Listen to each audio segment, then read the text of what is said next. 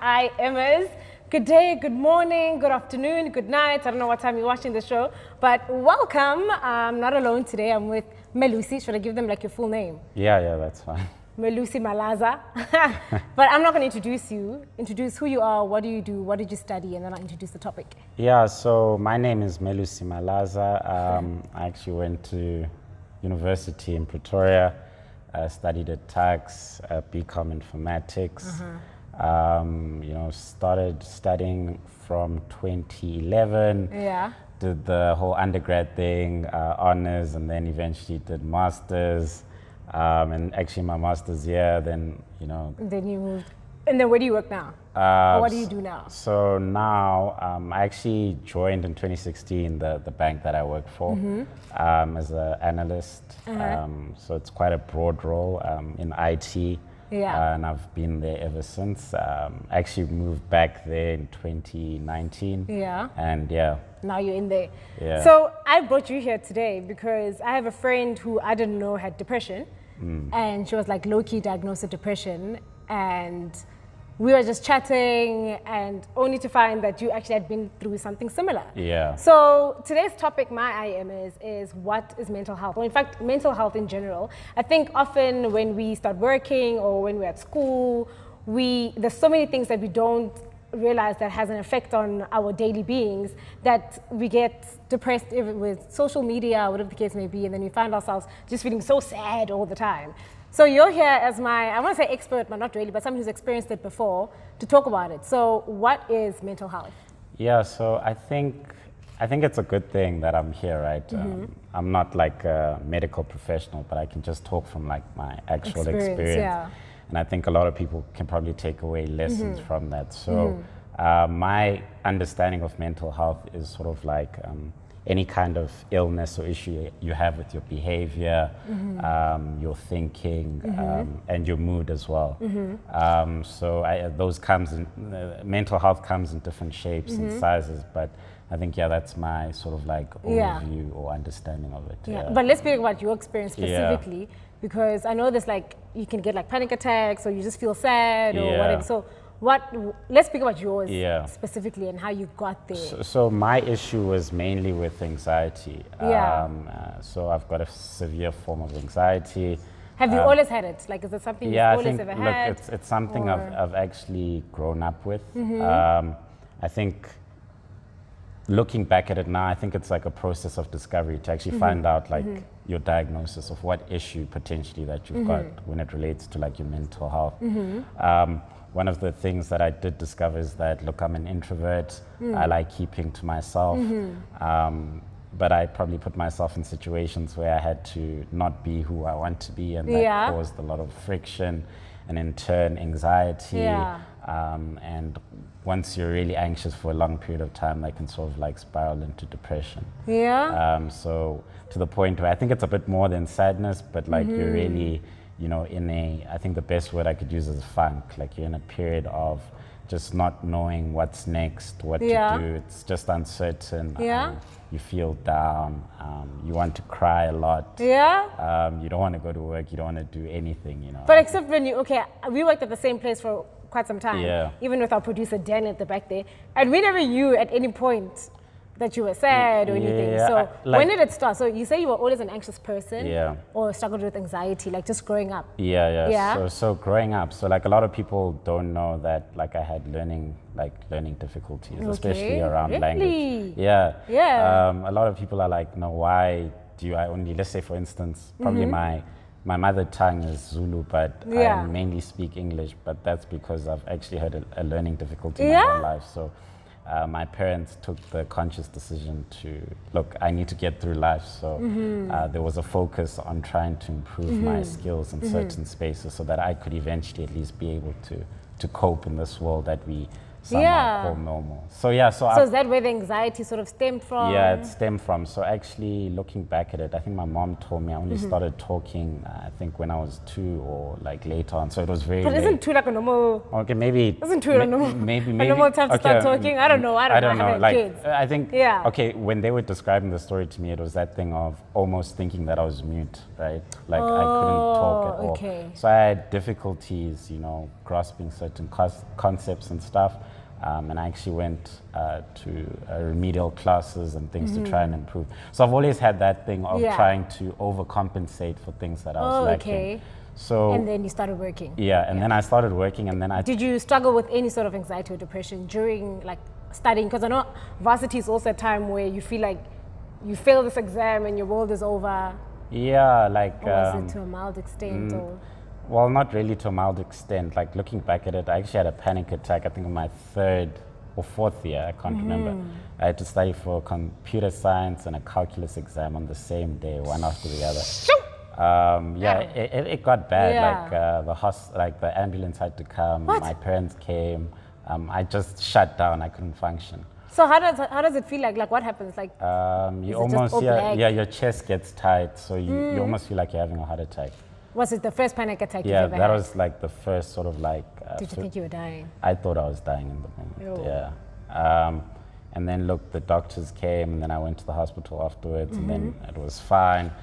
I think from then onwards, I was probably just ignoring, like, symptoms are a thing, like they give you a sign or a glimpse into a bigger sort of issue. So what are the symptoms? Sorry, I know you'll tell us the story, but like, what are the symptoms? Because I mean, I know I'm not really an anxious person or anything like that. So probably like in your case, because you're not an anxious person or you're someone who's just an extrovert, you're out there. Yeah. I think generally people will be able to see when the city changes, right? Yeah. So I think the biggest change is like change in behavior. Yeah. So if you really quiet exactly, Okay. So I think in most cases people are always dealing with issues in their life. So I think the duty for us as friends and families to just check up on people and check when perhaps someone just doesn't seem right. So with an introvert like yourself, like I've got like most of my friends are introverts. Yeah. How do I tell, or how do they know that they're sort of having a problem or something? Like what were the symptoms in your case? I think, so in my case, it was... Because if you're quiet and you're more quiet, it's like, like you'd probably like, no, that's how I am. So in my case, it's not a thing of like an introvert can't have friends. So I did have friends, but then I stopped talking to a lot of people. So if you notice someone stops talking to family, friends, that can almost be a sign of something bigger going on in someone's life. So I like talking about depression. I mean, you could say it's you get depression like with a small d or a big D. So you get a situation where perhaps I think 90% of people do get sad, right? But then you get 10% of people that get like clinically sort of diagnosed with depression and where they have to take medicine and things, where it's an aggressive form, but without medicine or like other therapies, they can't get out of that. So I think with me, I think I started in the small D and then eventually got to the big D, where then I stopped talking to all my friends. This is in high school or varsity, or even when you started? When I started, more in my first year, like of working and stuff. I went out a lot to try and fill a void, going out clubbing, drinking a lot, trying to make friends, but it was just to fill a void inside me. But what I found that after I realized that what I'm filling it, like whatever I'm trying to fill the void with wasn't working, I think that's when it hit me like in the chest that, dude, you're very unhappy. Perhaps you need to focus on yourself. And what's happening with happening. So did you have a panic attack then when you started working, or how did you then realize that actually the problem is not me trying to make friends, or me drinking or me going out? The problem is deeper than just that. How did you then come to that realization? So like what happened in 2018, I thought, okay, I'm not happy where I am work-wise. So I thought, okay, I need to make a move. So I moved, sort of got a bit of a promotion, but I went and worked in town, Johannesburg, for one of the banks CBD, there where the taxi drivers don't announce their next move. Yeah, That kind of yeah, they Yeah. don't. So I went from living in Pretoria, traveling to Sandton, now living in Pretoria, traveling to Park. And that to also had an effect. And that had an effect.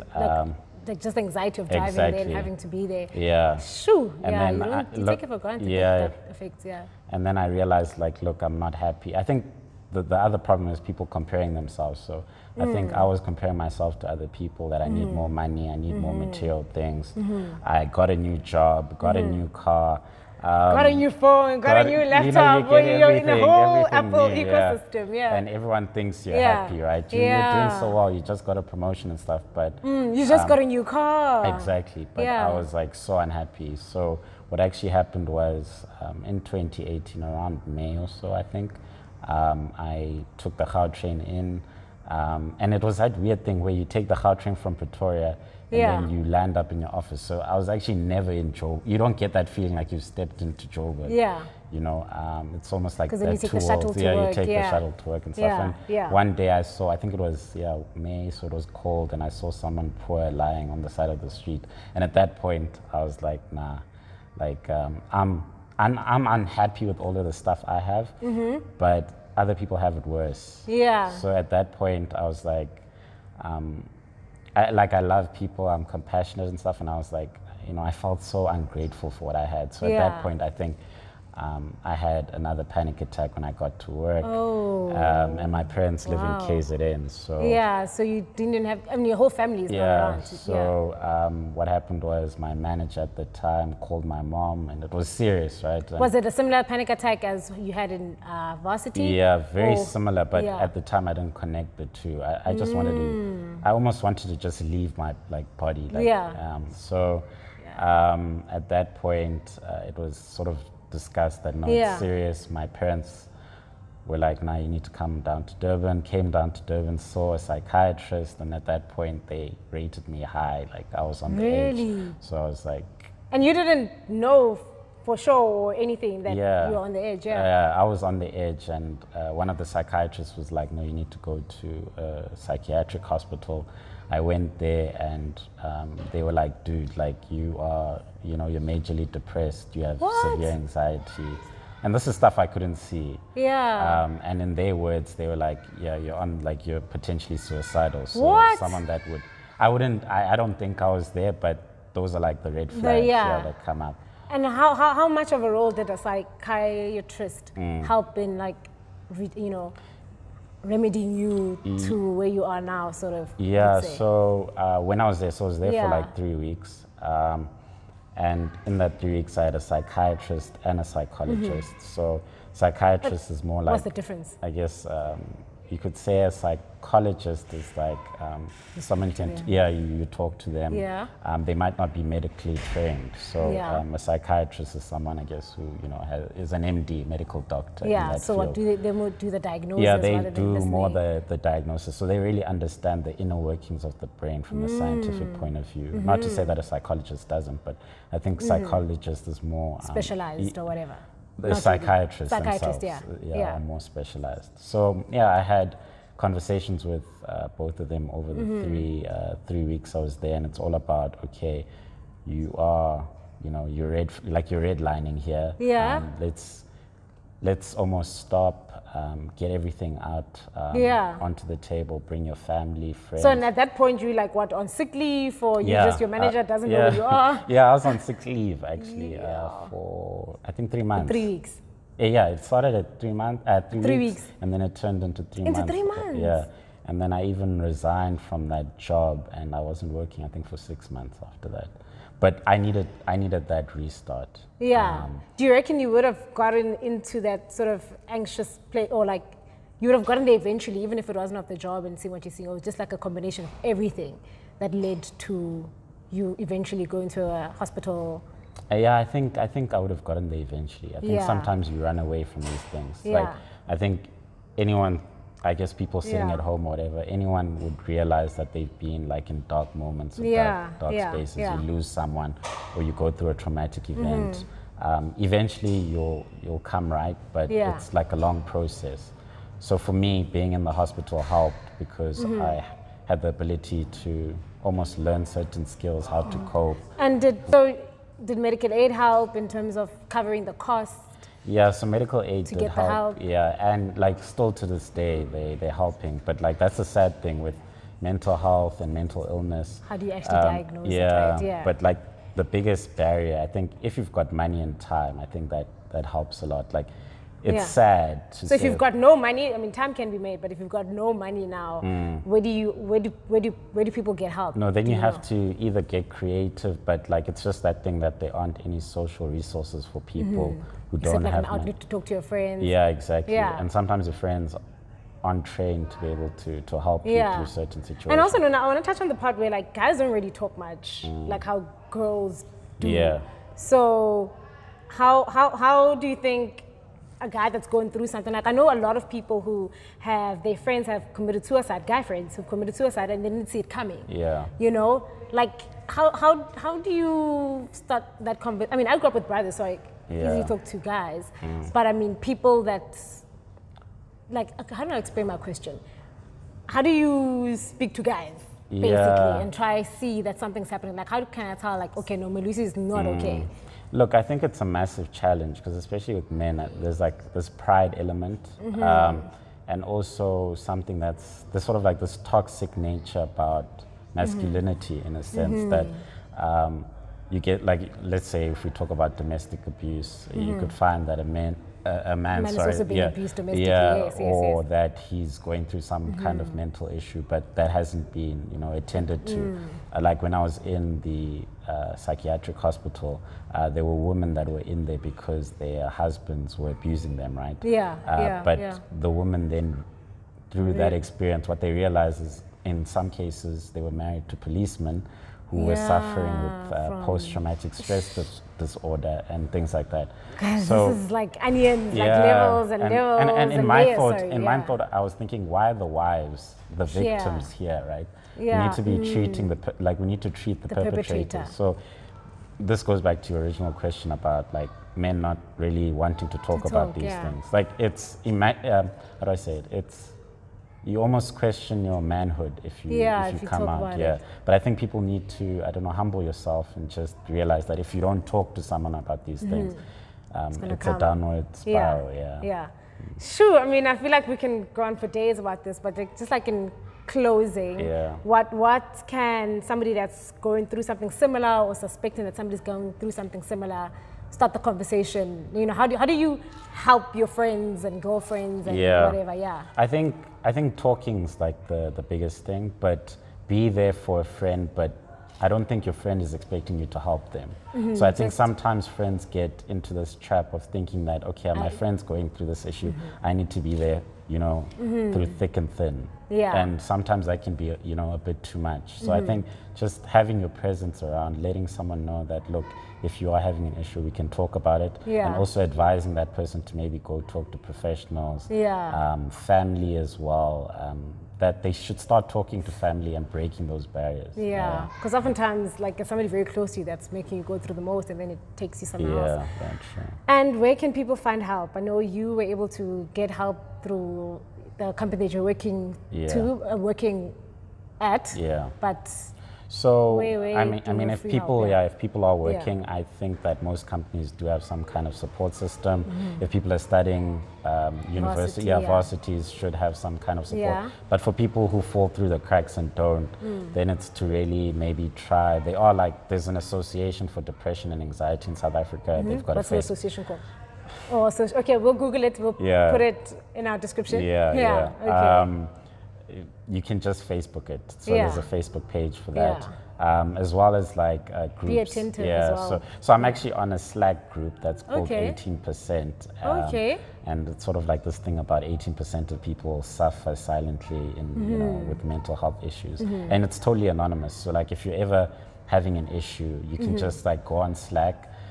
You search for what is it called? 18%. 18%. So okay, you like go on, 18%. Yeah. Okay. You go on there, and if you're dealing with depression, or let's say post-traumatic stress disorder, someone's come into your house or something, you type that hashtag in there and then it'll take you to a group and you can talk anonymously to people about like your experience and there'll be someone there to provide some kind of support.